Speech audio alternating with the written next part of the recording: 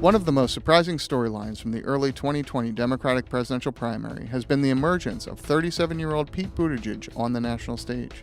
The mayor of South Bend, Indiana is polling among the top 5 in a crowded field and achieved a national prominence few anticipated when he announced his candidacy in April.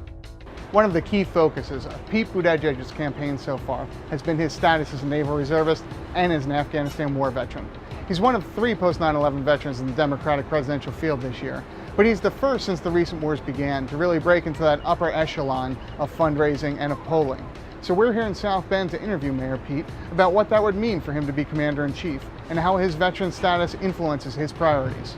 Mayor, thanks for sitting down with us. We wanted to talk to you because you're a gay Democrat from a town that's got a major university. I don't think that's the criteria most people would have thought of when they think of the veteran that's going to break into the national conversation. Is that wrong of me to think that way? Is that wrong to think that you're breaking the mold in some way? People can try to size you up by your profile, but if you tried to figure me based on that, it wouldn't get you very far. I'm a millennial, gay, Episcopalian veteran mayor from a blue city in a very red state. I think it's just evidence of how you got to get to know people individually. So let's talk about, Commander-in-Chief, not a small title there. What is your vision for what that should be? What are your priorities when you hear Commander-in-Chief? What are you going to do different from the current guy? What are you going to do different from President Trump, who is serving that role right now? Well, I think as president, I'll have 2 big jobs when it comes to the Commander-in-Chief role. The first is to establish a higher and clearer bar for when we're going to use military force. The way that this administration has kind of casually thrown around the idea of getting the military involved in Venezuela or militarizing the U.S. border or escalating things with Iran, I think doesn't really reflect a clear-headed sense of what thresholds you do apply for decisions about the use of force. The second big task is going to be restoring U.S. credibility around the world. We have not been this badly off in terms of respect among nations, especially our allies, as long as I've been alive and quite a bit longer than that. And it's vitally important that the U.S. command more respect than we do today. So being a veteran, does that make you, I guess, more reluctant to commit to force? I mean, we've heard a lot of tough talk from the administration, but not necessarily committing the troops there. It's threatening the stick, but not actually using it. How do you find that line between when to actually deploy versus when to just send a stern message and remind those foes we do have a very strong military? Well, I think part of what you get from having been in a conflict is a sense of the gravity of some of the forces they're playing with. So what worries me most about, for example, the Iran situation isn't so much the president's intentions as the competence in the White House right now, the possibility that they could initiate something that gets away from them. In other words, the dynamics over there could reach a point where the White House actually loses control of an escalation.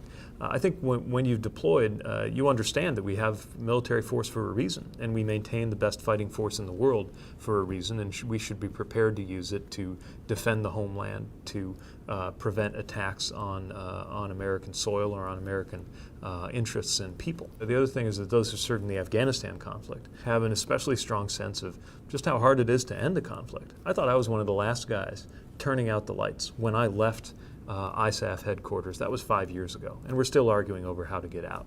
It's a reminder of how difficult it is to wrap up a conflict once you're in one. You have on-the-ground experience there. You know how long this war's dragged on. What is your plan for Afghanistan? Well, to me, we can't be the guarantors of full peace, prosperity, and democracy over there. What we should do is do our part to support a democratically elected government that'll be friendly to the U.S. But that doesn't mean an open-ended commitment of troops on the ground. Sure, we can have intelligence capabilities. Sure, we can have special forces capabilities to prevent another attack on the homeland. But beyond that, I think it's time to go. If Mayor Pete becomes President Pete, do we have troops on the ground in Afghanistan in 2024? We got to wrap this up, and so my expectation is that we will not have ground troops much longer than when I arrive in office. Again, we may need to maintain some kind of special ops capability. That's understandable, but we can't just be there indefinitely and expect any different result than we've had in the last going on 20 years. Do you worry that the military has gotten sucked into politics in a way that it didn't in the past? Yeah, very much so. I mean, look, individual service members have opinions and strong ones, and that's fine. But I always knew, and I think every professional service member knows, when you put on the uniform, you put away your politics. And by the same token, the president ought to know that troops are not there to decorate his political ambitions. They're there to defend the Constitution with their lives. No matter where you fall on the political spectrum, you should know that your president only views your service as a sacred trust and as something to help defend the nation, not as something to be politicized and turned into a shiny backdrop. Now, you joined the military after Don't Ask, Don't Tell was repealed, but you've seen the transgender. I'm sorry. Yeah, well, no, it was still policy when I joined. So why? I mean, with your background, why did you join then? Why was that not a deterrent to say, I don't want to be part of this kind of organization? Well, I think it definitely made a lot of people think twice. But at the end of the day, I wanted to serve, and that trumped everything else. I wanted to make myself useful. But it was frustrating to know that I could lose my job. And what was amazing after I did come out, after Don't Ask, Don't Tell was repealed, was that I heard from so many other people who are in the same boat. Good service members, good soldiers, good sailors, who were in the exact same boat, and I think found it harder to do their job because they had that extra pressure of not being able to talk about their home life the way that, I mean, what's more of a military tradition than talking about your spouse and your kids and your life at home, whether you're proud of them or whether you're grumbling about it. Just the ability to do that. It's actually a really important part, ironically, it's a really important part of unit cohesion that only became available when we did away with Don't Ask, Don't Tell. Did it make you reconsider it at all after you joined? No, but it made it harder. We've got the transgender issue now and the repeal of some of the rules that Obama put in place by the Trump administration. What's the next step there? How do you feel, not only what's your position on that, but how do we get away from where we are now, which is a lot of folks who feel like they had one set of rules and had it swept out from under them, even if you were to go back to what the Obama-era transgender rules were. Right. You're going to have a lot of folks who just don't trust the institution to stick with that. Yeah, again, it's a huge distraction for service members, even if they don't lose their careers. And if they do, then it's also a huge injustice, especially because it's being served up at the hands of a president who faked a disability to avoid serving when it was his turn.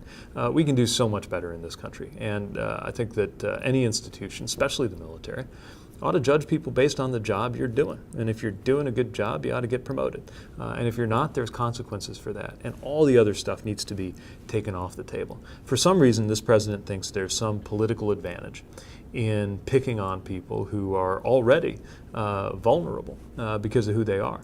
But if they're ready to serve and their evaluations show that they're doing a good job, why would you hold something unrelated to that against them? Talk to me about Veterans Day and especially the VA, because that's been another big focus of the president. How do you feel VA is working or not working? You know, when I talk to veterans who really depend on the VA or look to the VA for medical care, you hear two things. One is that they're frustrated with the state of affairs, and the other is that they do not want it to be privatized or replaced. You know, we have the VA for a reason, and one of those reasons is different wars have different wounds. We never would have been able as a country to learn how to deal with Agent Orange or traumatic brain injury or PTSD if it weren't for some of the work done within the VA that's specially designed to respond to those things. But the wait times are too long, the distance you got to drive sometimes is too far. The struggle to get mental health on par with physical health is not complete, and far too many people are still left outside of the system. So it's clear we've got to do a better job, and that involves bringing new tools to bear. It means using technology in new ways. Not so much asking veterans to be masters of technology, especially if they're from an older generation, but under the hood, using technology to simplify the processing and reduce these waits that everybody's subjected to. But I think we can do that without turning this over to the private sector for people to make money off of and expecting that that'll somehow make it all better. Thank you so much. Appreciate it. Thank you.